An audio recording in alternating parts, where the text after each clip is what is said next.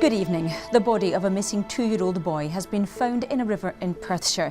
The discovery at this lunchtime followed a major air and ground search at Milton of Drimmy near Bridge of Cally.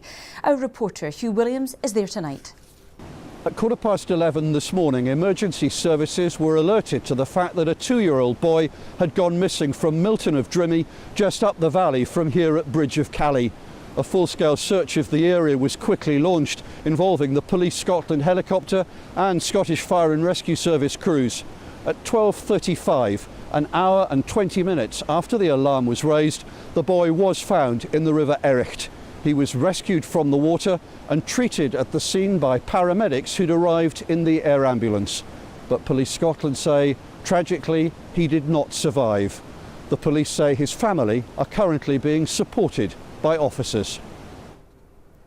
Detectives investigating a murder in Glasgow have named a 46-year-old man found dead at a house in Castlemilk. He was John Cameron.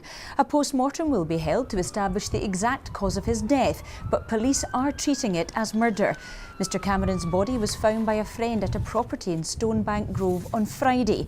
Detectives are understood to be following a definite line of inquiry.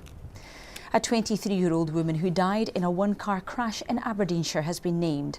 Hannah Davis from Inverbervie was killed in the accident on the A92 yesterday. Her 13-month-old daughter, who was also involved in the crash, is safe and well. The leader of a search team looking for the missing airman, Corrie McCaig, has told the BBC they are beginning to clutch at straws. Today has seen the third major volunteer search for Corrie, organised by his family and separate from the police operation. 23-year-old Corrie, from an RAF serviceman from Dunfermline, disappeared during a night out near his base in Bury St Edmunds. Jenny Kirk reports.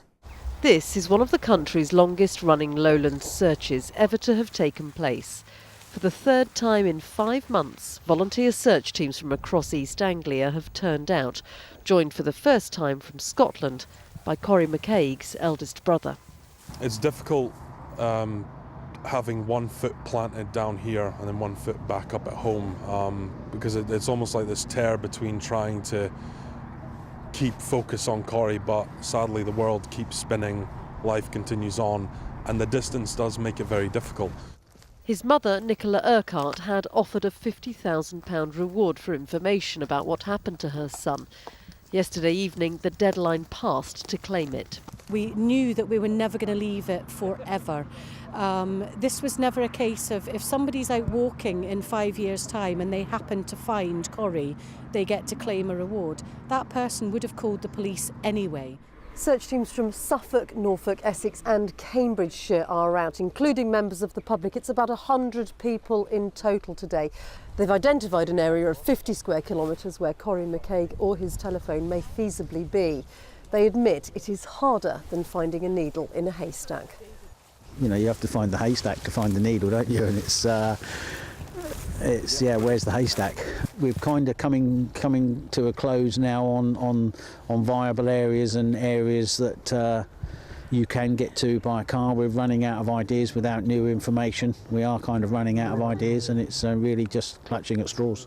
In the next couple of weeks, the police search will focus on this landfill site in Cambridgeshire. It's 30 miles from Bury St Edmunds, where Corrie was last seen, caught on CCTV going down a dead end full of bins. The question now, if Corrie ended up in a bin, is he now here? Jenny Kirk, reporting Scotland. The BBC will neither confirm or deny claims that the so-called Scottish Six has been abandoned. A newspaper report today said that the decision will be announced this week.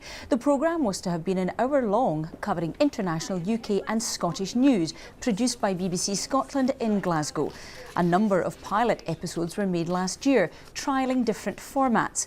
But today's Sunday Herald says BBC Director General Tony Hall will be back to tell MSPs later this week that the proposal has been rejected. The BBC says it'll announce its plans in Scotland shortly and won't be making any comment until then. In football, Aberdeen came from behind to win 2-1 at Rugby Park against Kilmarnock. The Dons are second in the Premiership and now 6 points ahead of Rangers in third place. They were beaten 2-1 by Dundee. Let's see what the weather has in store, and Coster is at the map. Thank you, Suzanne. Good evening to you all. Well, it's been quite cloudy across the north and west so far today. And across the east, we have had some pleasant spells of sunshine. This from one of our weather watchers in Aberdeenshire.